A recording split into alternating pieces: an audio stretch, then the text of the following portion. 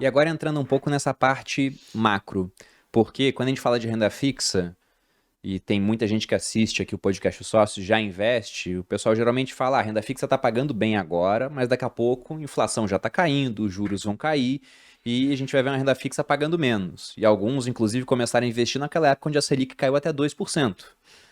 E era a época onde a renda fixa havia morrido, né? Era o discurso que o pessoal fazia. E agora a gente viu que a renda fixa, então, é um morto muito louco, porque os juros subiram muito e tá bombando aí em termos de rentabilidade. Mas como é que você enxerga o cenário macro? Porque nesse momento tá muito bom para o investidor de renda fixa. Mas e daqui para frente? Como é que a Capitânia tem a visão? Vamos lá. Eu acendi muitas velas para esse processo de subida de juros em algum momento ser interrompido. Aparentemente, hoje, de hoje para amanhã, que tem cupom, talvez a gente consiga manter os juros, acho que aos 13,75, né? Até porque me preocupa muito a gente rodar com os juros base tão altos que, somados ao spread, dão custo de 15 a 20% ao ano e muitas empresas não estão preparadas Como é para que o cara pagar vai isso, né? pagar isso na dívida da empresa Ou dele? ele vai pegar Sim. toda a geração de caixa e pagar, enfim, não fica uma situação ideal, né? Porque o ideal tem que sobrar dinheiro para investimento e afins. Mas assim, de qualquer forma, a nossa carteira hoje, ela é um mix. Se você pegar a Capitânia inteira, talvez, vamos pegar uns 50% é de alguma forma orientada à inflação, porque é a soma da exposição de fundos imobiliários mais os papéis de crédito indexados a IPCA e afins, tá? Que aí tem um montão de tipos, CRIs, Quantos por cento? eu acho que quase metade. Quase metade? E até porque muitos dos meus mandatos lá atrás é de fundo de pensão, seguradora que fala, ó, persiga a inflação mais Alguma coisa. XYZ. E o resto CDI mais, tá?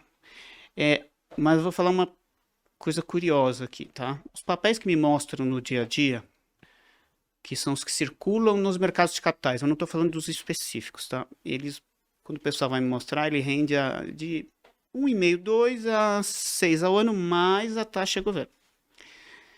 E se você perguntar, vai cair esse spread quando o CDI tiver 2 lá na frente? Não. É incrível isso, assim. Os spreads de crédito, eles se mantêm. Então, ao longo do tempo. Então, falar, vai cair os juros agora, de repente vocês vão ter menos demanda pelo seu produto. É uma hipótese razoável, tá? E a gente respeita. Mas, de qualquer forma, quando os juros baixa, Vocês continuam ganhando a mais. o a mais que eu trago para o investidor, que é 2, 3 ao ano, ele passa a significar uma coisa bacana. 2 a mais, sendo que a Selic está em 2, é 100% a mais. Isso. Então, assim, vamos dizer que a Selic não vai voltar mais nunca mais a 2, tá? Só para ter qualquer cenário, Acho fique bem difícil 6. mesmo. 6, mas eu já rendendo ali 2, 3 ao ano em cima de 6, o investidor fala, quase 50% a mais. Sim.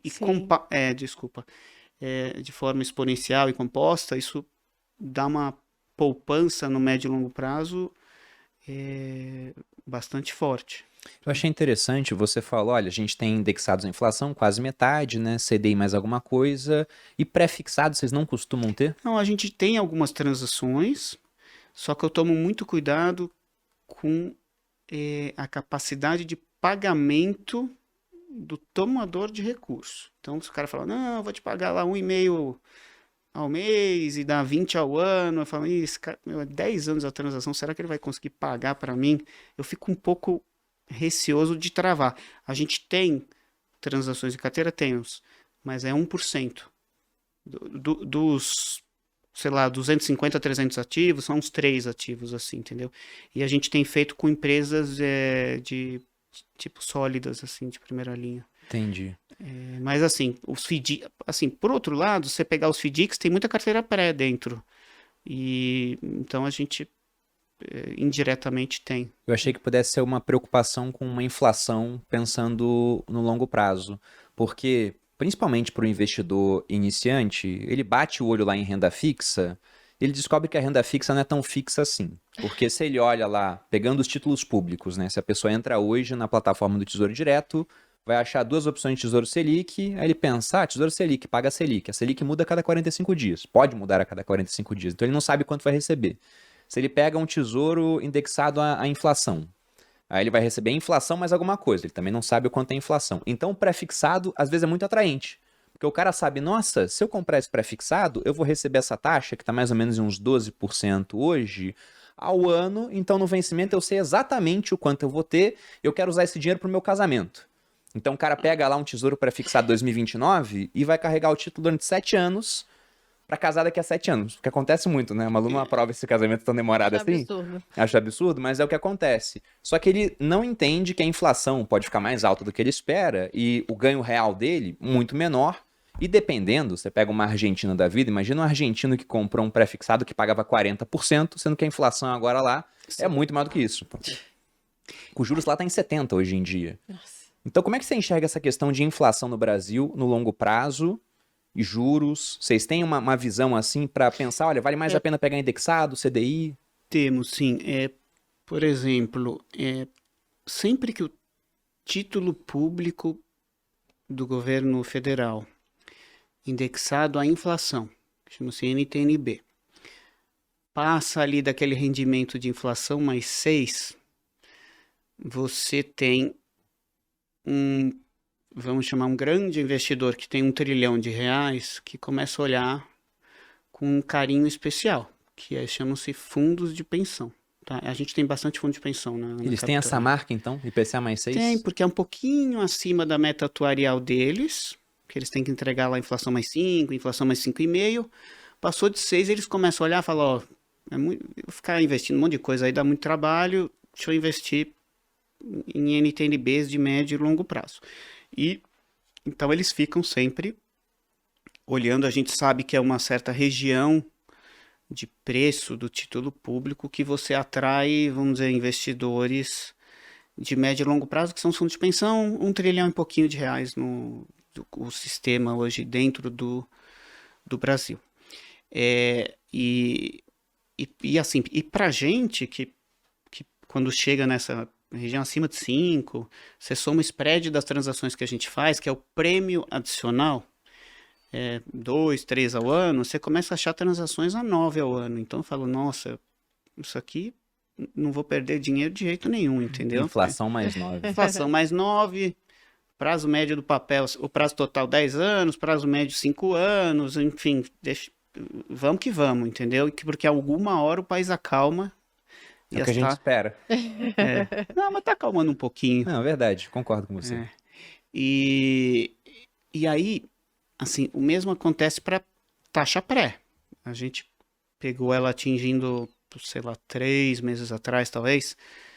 As taxas pré de médio e longo prazo atingiram 13,5, que é enfim, acima do tal do 1% ao mês, do 1,1%.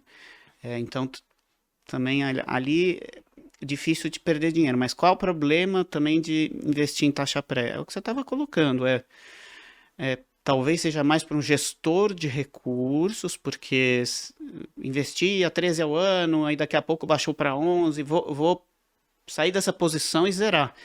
Porque ficar no dia a dia segurando isso é muito volátil.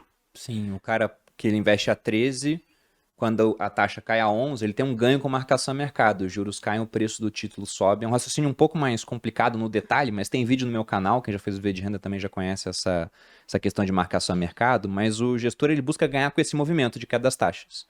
Você acha que vai acontecer agora esse movimento? Vocês estão preparando para ganhar dinheiro com isso? Não, assim, a gente já veio, porque a gente na verdade, ao longo de crises, a gente é muito mais net comprador, porque os nossos investidores, grande parte, mais da metade, são de longo prazo. Então, tudo que tiver de coisa interessante, a gente vai comprando. O engraçado, por exemplo, os 3 meses e meio para 4 meses no começo de 2020, teve a crise de liquidez, enfim, vários gestores tendo que diminuir de tamanho, resgates e tal. Ali a gente ficou comprando sem parar. para todos os fundos, exceto o top, que perdeu um pouco de tamanho, porque é o fundo de liquidez, o pessoal pode pedir resgate. Para todos os outros fundos, a gente foi para alocação máxima, porque eram empresas muito boas, os papéis estavam sendo negociados num spread que fala, olha, tá interessante de comprar. Então, vamos dizer, em crises você tem oportunidade. E o que a gente tem sentido é que as empresas continuam num movimento de diversificar fontes de recursos. Então, as empresas vão continuar a ter sua relação com os top 10 bancos, certeza absoluta.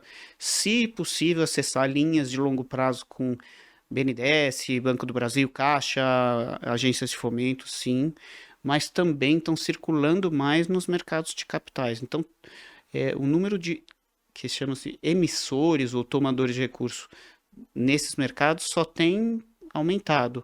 E isso é muito bom para a gente, porque você tem mais oportunidades de diversificar a carteira do fundo. E aí tudo isso, o que a gente está conversando hoje, é a mesma tecnologia, prática e jeito de fazer dos fundos de previdência, que a gente começou já lá atrás.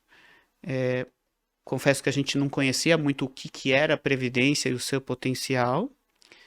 Hoje em dia é um tri de reais, aí você tem acho que uns 10% na mão de os que são ditos independentes e os 90% na mão dos top 5, talvez.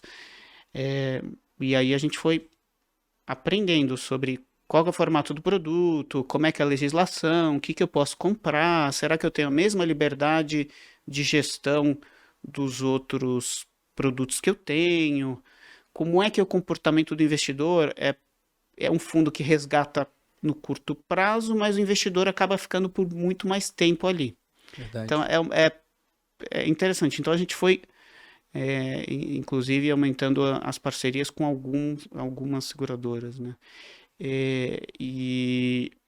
Então foi um aprendizado nosso ao longo desses anos. A gente pegou um porte interessante em previdência e enfim, a gente só tem aprendido.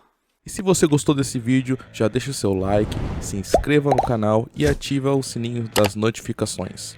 Lembrando que nos dias 18, 20 e 23 de outubro vai ter um mini curso 100% gratuito, o Algoritmo da Riqueza, por Natália Arcuri, da Me Poupe. As inscrições você pode fazer pelo QR Code que aparece aqui na tela ou pelo link na descrição.